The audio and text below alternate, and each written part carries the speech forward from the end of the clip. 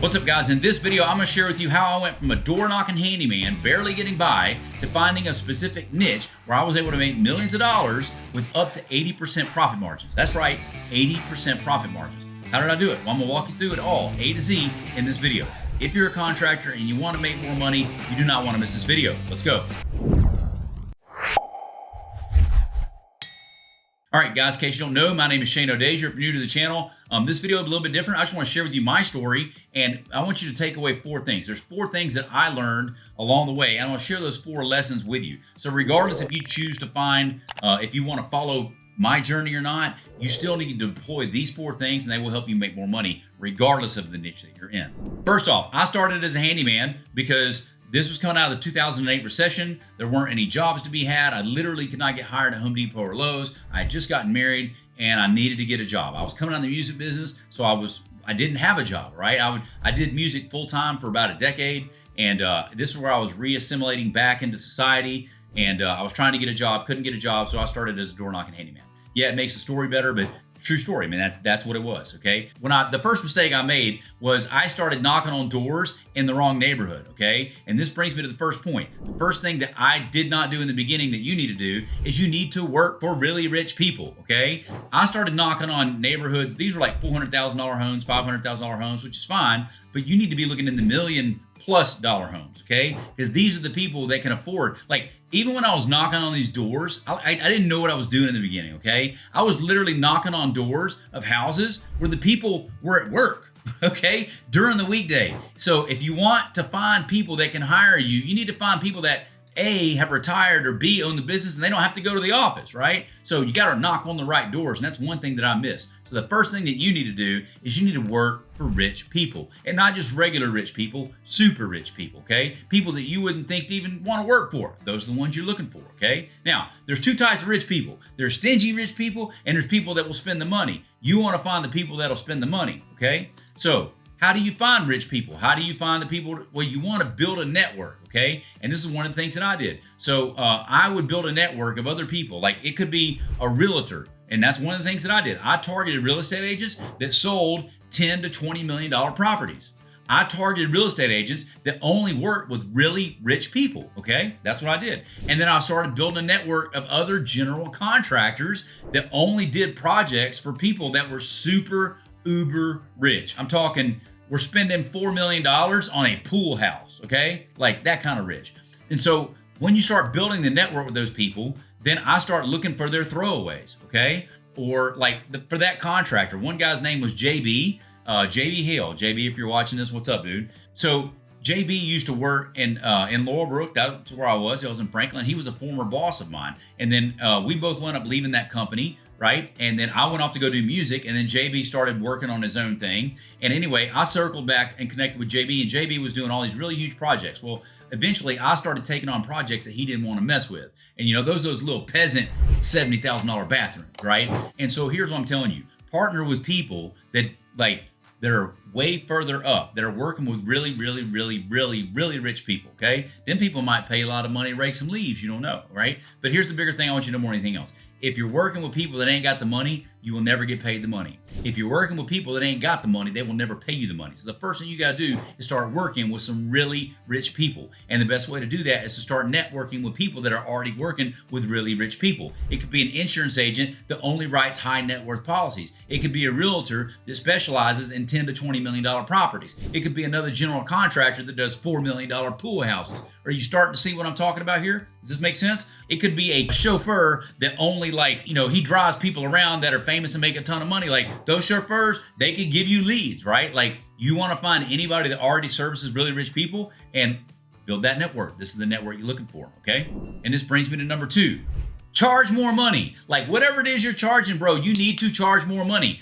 You already know there's rich people out there. We've already talked about that. You also need to charge so much money that you feel dirty, all right? So Dan Kennedy, he's a mentor of mine. He says, do you want to know what the hardest part about raising your prices is? Keeping a straight face. And I'm telling you, I found this to be true too. If you guys go study economics, I went to Auburn. We studied economics. They call it price elasticity. There are people out there that you will just double and triple the price and they'll keep paying it. And you know this is true. You know this is true. If you're watching this video right now, let me ask you a question. Have you ever priced a job and you did not want to do that job? You're like, you know what? I'm going to make this thing 3 times as expensive and ain't no way in hell she's going to say yes to this. And then you throw that number out there and they say, I'll take it.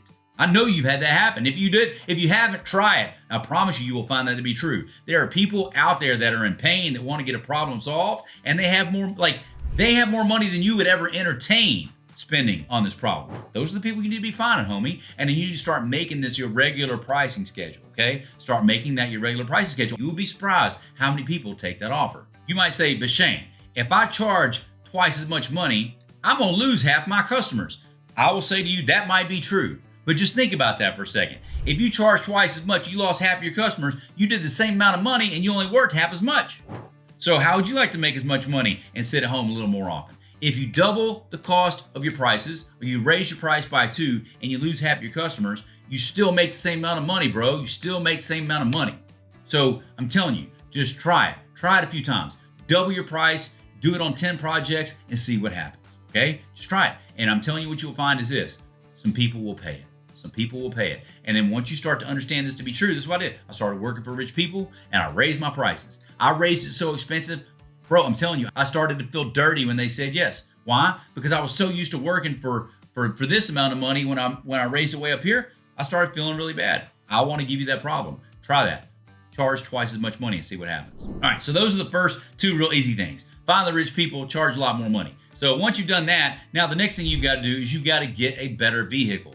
Now, said differently, to get a better vehicle, it's kind of like niching down. You've heard riches in their niches. That's what we're going to be talking about now. So what's a better vehicle? So let me show you what it looks like. A vehicle might be, you could be a handyman. That's one business, okay? How do you upgrade from being a handyman? Well, you get out of the handyman vehicle and you become a remodeling contractor, okay? So a handyman, you're doing like small odd and ends, and then as a remodeling contractor, you're not actually doing the work like the handyman is. You're hiring other people, so you're leveraging that, right? So to upgrade vehicles is to go from handyman to remodeling, okay? So the next thing that I did is I went from a handyman to a contractor, a GC, right? And then I niched down even further, and that's where I got into restoration, okay? So that's an example of how you get in a better vehicle, right? And that's where I'm at right now, right? Like, well, I've actually niched down from restoration. So let me show you what the next iteration. I went from handyman to contracting, remodeling, to restoration, to what I'm doing now. Now I've gotten out of the restoration business, and now I've niched down one more time, and I help people get into restoration. So I've got into consulting. Does that make sense? So I've niched down even further. I'm in that progression, right? But I want to show you what does getting into a better vehicle look like. That's an example. Here's another example. Carpet cleaner. You might start out as a general carpet cleaner, but then you might bolt on doing some really nice rugs, super expensive rugs. That is leveling up. That's changing a vehicle or bolting on something a little more niche. From just carpets, where you might be cleaning apartment complexes or hotels, to where you're going to niche down and do some rugs for people that own multi-million-dollar homes. That's a really great way to do it, okay? That's niching down. How do you niche down even deeper? Restoration. So a lot of carpet cleaners will go from carpet to rugs, right? High-end rugs to restoration, because restoration is still a better vehicle than carpet or contracting. How do I know?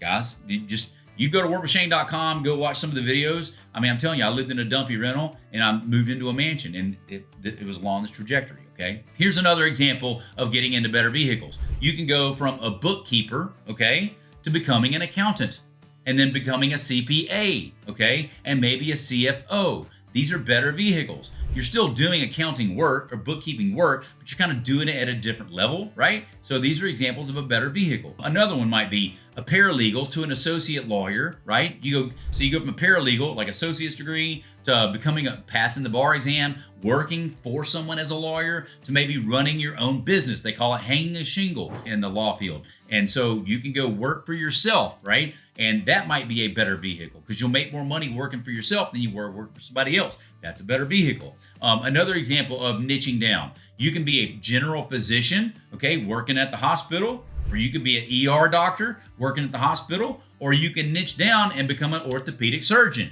or you can niche down and become a cardiologist, or you can niche down and work on feet, okay, whatever it is. I'm just saying, the riches are in the niches. You guys have heard this before, okay? So step one, work with rich people. Step 2 is raise your prices. And then step 3, get in a better vehicle. Hopefully this is helpful. You have questions, drop a comment and let me know, okay? This brings me to step number 4. You can also optimize the vehicle, okay? So this might be finding the best job types. So let's just go to my example of being a restoration contractor. Once I got into restoration, then I learned how to focus on the most profitable aspect of restoration, which is water damage restoration. And to go back to the title of the video, 80% profit margins, you don't get that in fire, you don't get that in mold. You can get water damage restoration projects at an 80% margin. I had to find that to be true. And once I found that to be true, I stopped doing the bio and trauma and the crime scene, and then the mold jobs, and then the pack outs, and then the fire jobs and the smoke jobs. I started focusing on water damage restoration. I quit even doing the reconstruction, okay? I quit doing the recon. And why? Because I wanted that fat profit margin. And I could do that with water damage restoration. So the last final step is to get into the best job type. And to go back to the painting example that we talked about earlier, you could run like a residential painting franchise, like 1-800 Paint That or something, some silly franchise, or 1-800-GOT-JUNK. You know, you've seen those dump trucks. 1-800-GOT-JUNK, that's a franchise you can go buy. But then you can also specialize in junk removal for $1 million properties, right? Like maybe you're going to have a fancier truck, or you're only going to work word of mouth. There's a different way where you're only going to work with the most expensive people. Or it could be a world where you're going to specialize in junk removal from restoration projects. Or maybe you're going to specialize in junk removal that has been contaminated with asbestos, right? Environmental stuff. These are ways that you're going to find the most expensive job type and focus down, niche down even further than that, okay? What are the best job types that you can do? That's what you could do. So you're going to get in the best vehicle, then you're going to optimize for the best job type within that vehicle, okay? The last thing that you can do is, as you're optimizing a vehicle, is you can optimize yourself, right? Gain skills. So you as the owner, you can learn other skills. Like for instance, when I was running my restoration company, I didn't know jack squat about marketing. I'll be honest with you. I didn't know anything about marketing, and I really wasn't good at sales. I was really good at serving people. That's why I came up with the servant marketing method.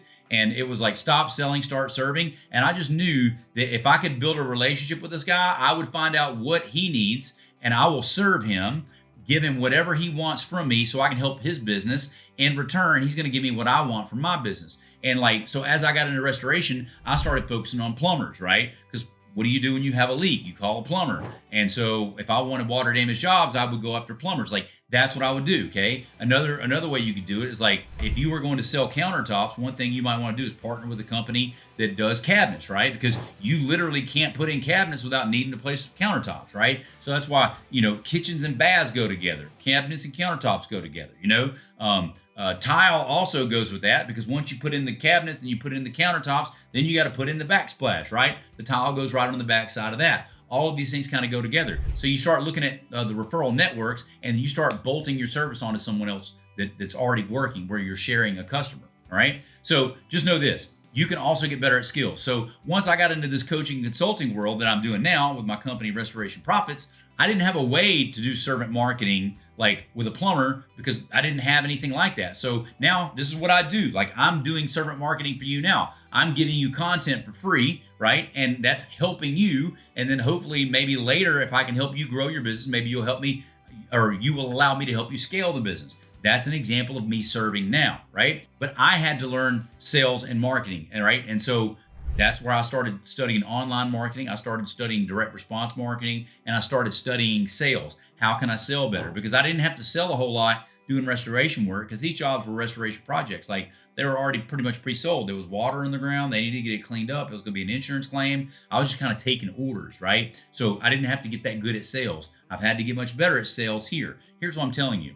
You start stacking skills, okay? Here's another good example would be if you're a handyman or a general contractor, you start getting better at estimating, because if you suck at estimating, you can't possibly be good at making a profit, because you have to be able to figure out, is this going to 2 hours or 4 hours or 8 hours? How much am I going to pay to get this thing done? And then you're going to charge more than that. So your estimating skills get better as you run your business longer. Does that make sense? That's an estimating skill. And then eventually you will learn a good sales skill, because the more that you sell something, the better you become at sales. Now, you probably won't be very good at marketing if you're just a contractor, because you really don't learn a whole lot about marketing.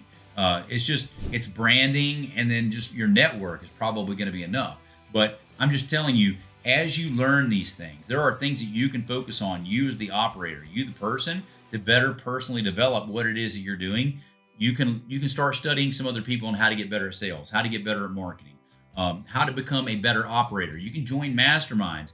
You can get in other best practice success groups where you get to model and reference other guys that are running other businesses that are further ahead down the road than you are, right? And you're going to model your business after what it is that they do. And that's kind of like some of the stuff that we do at my company now, right? So we've got programs similar to that. So, but here's what I want you to know. The biggest things that you can do, right? In recap, number one, work for rich people. Number two, ask them for more money, charge more money. Number three, get into a better vehicle, find the niche. And then lastly, you can optimize the vehicle, okay? Find the best job types, find the best locations. And there's a difference between getting in the vehicle and optimizing the vehicle, okay? Getting in the vehicle might be getting into restoration.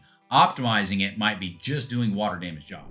Here's the deal, guys. That was my path. That was my blueprint. If you are in construction and you want to find out how to get into water damage restoration, okay, we got a 30-day program, 30-day course. I'd love to put you through. I've got a free course too. Just go to workwithshane.com, put in your information. We hop on a free 15-minute call, and I'll just walk you through the next steps.